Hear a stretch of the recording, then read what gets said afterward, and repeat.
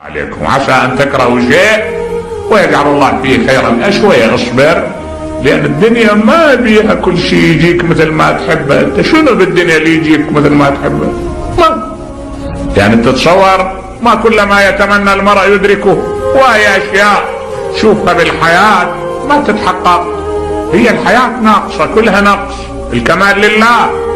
شوية شيل ربك، لا تقعد تضع شروط مثالية وما يدرك. انت لما تطلع تلقى ما تلقى واحد الا ويناحط له بناحية من النواحي. نعم، لا تتصور الدنيا كلها عسل ابدا، بيها مرارة وبيها ألم وبيها مفارقات. اصبر شوية. الامام امير المؤمنين سلام الله عليه يسوق تجارب لابن ولده الحسن صلوات الله عليه، يقول له وعود نفسك التصبر على المكروه، فنعم الخلق التصبر.